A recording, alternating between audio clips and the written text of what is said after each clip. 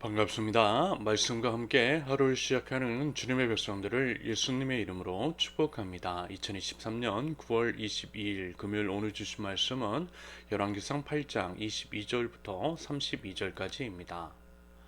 솔로몬이 여호와의 제단 앞에서 이스라엘의 온 회중과 마주 서서 하늘을 향하여 손을 펴고 이르되 이스라엘의 하나님 여호와여, 위로 하늘과 아래로 땅에 주와 같은 신이 없나이다.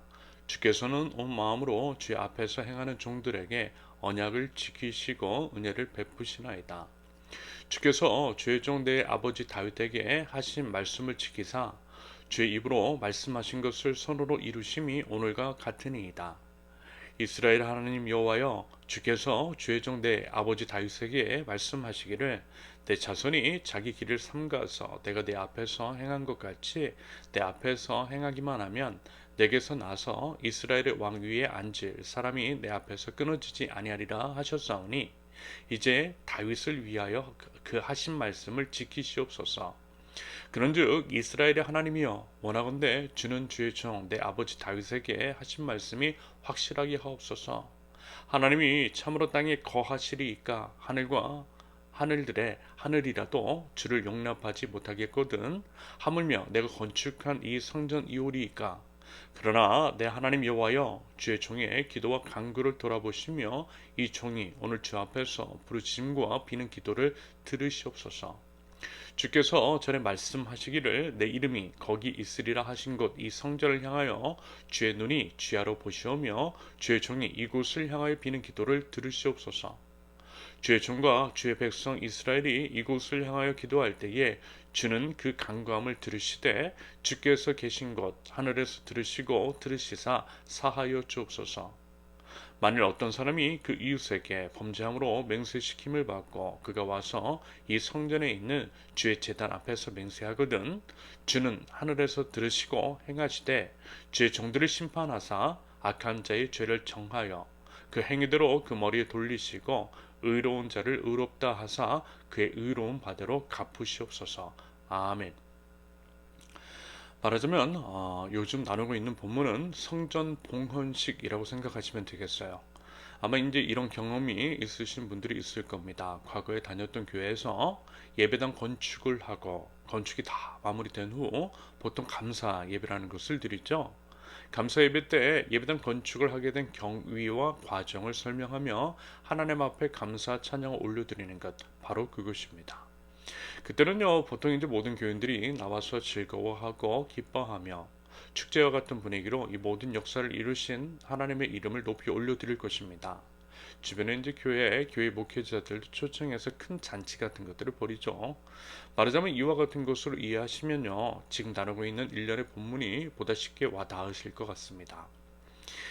지성소에 하나님의 임재를 상징하는 언약궤까지 모신 후에 하나님께서 영광으로 화답하셨고, 이 내용이 그제 나눈 말씀이고요. 이어서 솔로몬이 성전 건축 완성을 선포하며 성전 건축의 시작과 과정 및 경위에 대해서 설명합니다. 이것이 어제 말씀입니다. 그리고 이제 오늘부터 3일에 걸쳐, 다시 말해서 금요일, 토요일, 주일까지 나누게 될 본문을 통해서는 솔로몬이 대표로 하나님 앞에 나와 기도한 것을 나누게 될 것입니다. 그 기도 내용은요, 한 나라의 왕으로서 나라 전반에 관한 국정 운영 및 나라의 방향성에 관한 기도이되, 그것의 내용을 살펴보면 과거 하나님께서 모세를 통해 주셨던 십계명 및 그 외 부수적인 윤례와 규례에서 벗어나지 않습니다. 그래서요, 그것은 결국 하나님의 나라를 지향하고 있음을 어렵지 않게 아실 수 있을 것입니다. 결국 우리 하나님 나라 백성의 궁극적인 지향점은 하나님 나라인 거죠. 하나님의 나라. 여러분, 성령을 통해 제시된 각 인물, 특별히 하나님께서 선택하신 이스라엘 민족, 유대인들은 그것을 위한 하나의 모델링으로 삼으신 것입니다. 그들을 통해 하나님께서 하나님 나라가 무엇인지, 하나님 나라 가치는 무엇이며 그 사회의 시스템 안에 어떻게 그것이 녹아들고 그것들을 어떻게 실행해야 하는지에 대한 모델로 삼으신 것입니다. 물론 인간의 필연적인 연약함과 한계로 인해 이스라엘도, 여러 사람들도, 심지어는 하나님의 마음에 합한 사람이라고 하는 다윗도, 지금 나누고 있는 지혜로운 왕 솔로몬도 모두 무너졌습니다. 그래서요, 결국 예수 그리스도께서 오신 거죠. 인간의 실패를 통해 우리 주님을 바라보고 우리 주님만을 의지하게 하시는 것이라 할 수 있겠습니다. 하나님의 아들이신 예수님께서는 우리 인간들이 이스라엘의 각 인물들과 그 나라가 구현해내지 못했던 하나님의 나라를 완벽하게 구현해내셨습니다. 그래서요, 예수님의 말씀과 예수님의 삶을 보면 하나님의 나라가 무엇인지를 정확하게 알 수 있다라는 것입니다. 그러면서 하나님의 나라의 절정, 하나님 나라를 이루어가는 하나님 나라 백성의 지향점, 그것은 예수님의 십자가입니다. 십자가 위에서 돌아가신 예수 그리스도. 그래서 여러분, 하나님의 나라를 한마디로 표현하면 이런 겁니다. 하나님 나라 백성 모두가요, 이와 같은 자세 및 태도로 살아가고 그것을 삶으로 실천하는 거죠. 그럼 뭘요? 십자가예요. 십자가. 예수님께서 먼저 짊어지신 십자가를 짊어지는 것입니다. 내 이웃을 위해서 십자가 짊어지는 거예요. 여러분 한번 상상해 보세요. 내 이웃을 위해 내가 십자가를 질 때 벌어질 일들에 대해서 말입니다. 내가 십자가를 치고 우리 모두가 십자가를 짊어질 때 여러분 어찌 그것이 하나님의 나라가 아닐 수 있겠어요? 서로가 서로를 위해서 서로를 살리기 위해서 자신의 생명을 내놓겠다라는 데 말입니다. 여러분 부디 하나님의 나라가 무엇인지를 명확하게 아실 수 있기를 바랍니다. 더불어 아주 작은 것부터 하나하나씩 우리 함께 실천해 나가면 좋겠습니다. 아무튼 이제 솔로몬이 기도하고 있는데 그 내용들을 결국 천천히 살펴보면 하나님 나라의 가치가 숨어 있는 것이고요. 하나님 나라를 지향하고 있다라고 하는 것을 알 수 있을 것입니다. 이런 면에서 볼 때 솔로몬의 기도는 먼저 하나님의 나라와 의를 구하는 지혜로운 기도라 할 수 있겠습니다.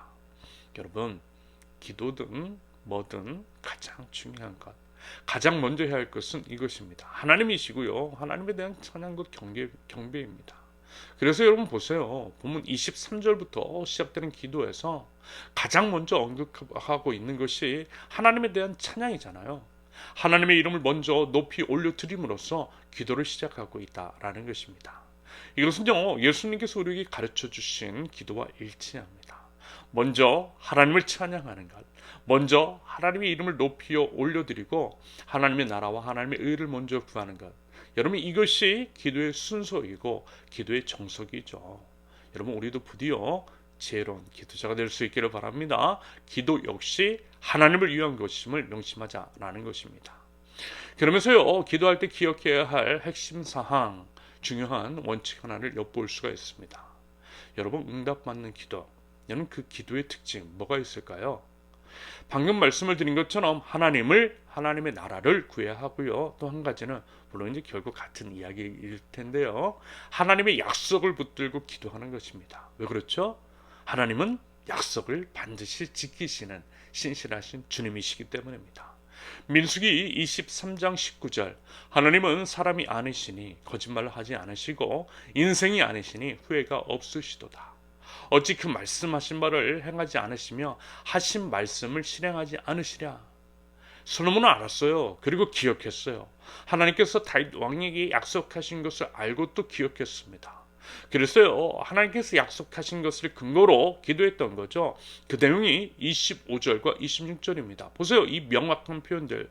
주께서 주의 종 내 아버지 다윗에게 말씀하시기를 이제 다윗을 위하여 하신 그 말씀을 지키시옵소서. 내 아버지 다윗에게 하신 말씀이 확실하게 하옵소서. 여러분 가장 강력한 기도, 약속 붙들고 하는 기도인 줄로 믿습니다. 부디 약속 붙들고 기도하는 강력한 기도자들이 될 수 있기를 바랍니다. 여러분 그러려면요 약속이 무엇인지를 먼저 알아야겠죠. 그러므로 부디 하나님의 약속, 하나님의 말씀, 성령을 가까이 하실 수 있기를 바랍니다. 이어서 27절부터 30절까지는 성전에 나와 기도할 때에 응답해 주시라는 간청이, 31절은 정의를 실현시켜 주시라는 기도가 이어지는데요.